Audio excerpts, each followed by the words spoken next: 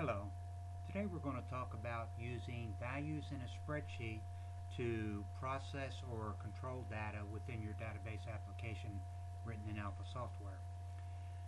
Many of the customers that you will encounter will have employees that are used to using spreadsheets or are easily trained on spreadsheets, and they don't want to give that up.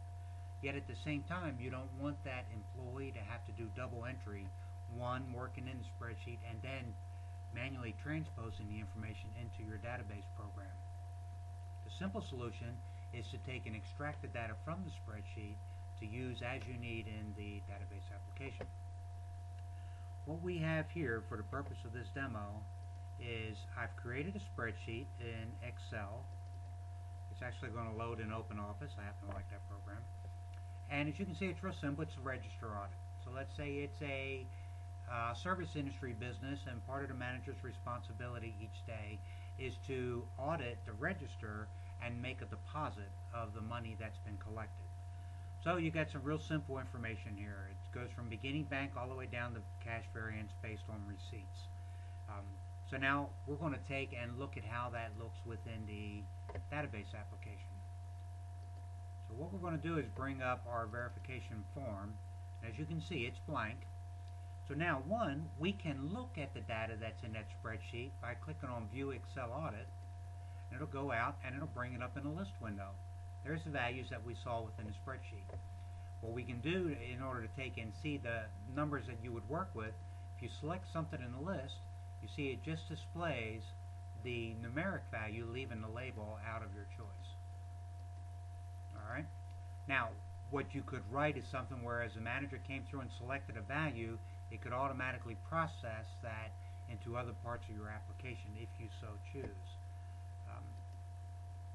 To take and extract an exact value, we're going to extract the amount of money set aside in the spreadsheet for deposit. So let's click on Get Deposit. It goes out and it does its thing and it drops it back in. It says the system created deposit is $423.95. Now the manager can select a shift that its deposit is created for, so we'll say breakfast. And he counts the money and verifies it before going to the bank, 423.95, and you could have an additional field that he signs his name in stating that he verified the deposit to be correct. You save it and you're done. Pretty simple. Now let's look at how that actually takes place. I'm going to bring it up in design mode, and for the View Excel Audit, what we do is we take and make a connection using the Alpha ADO connection string. We point to the name of the file, alright, and then we take and read all the information as far as what sheet we're selecting, how we want that selection to be done using the SQL statements. Then we tell it to create a table, in which case we name the table. And we process the information based on the fields that we want and how they're to be treated. Once that's done, we tell it to overwrite without prompting so that we don't have to deal with dialog boxes that pop up and say, are you sure? Well, of course you're sure. You click the button. And then we tell that the overwrite will be silent so that it won't warn us once we say, yes, we want to import, that it's going to overwrite the existing table. Once that's done, the process runs, and then it loads our viewer and pops it up so you can see it. Pretty straightforward. And we'll look into depth how that's done here in a minute. Now on the Get Deposit, basically we're going to do the same thing, but we're going to do it from a saved script. So let's go over here and look at scripts. Open our script function, test ADO Excel. And there you go. As you can see, it's actually the same thing.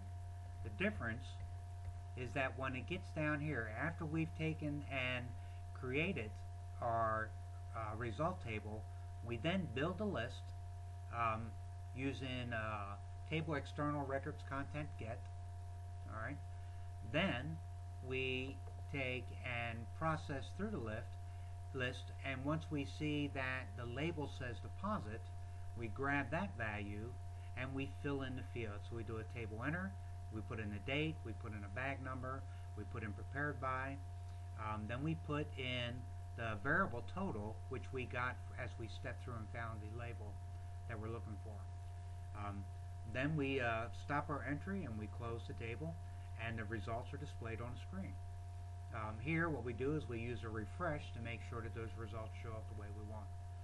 So once again, let's take a look at it, and you can see it in progress. So we're going to save, go OK. So we're going to go ahead and get deposit. It's going to pull back the same value because we haven't made any changes, and there it is, $423.95. If you want to be sure that's the right amount, look over here. Deposit, $423.95. Okay, I hope you found this example helpful, and have yourself a great day. Thank you very much.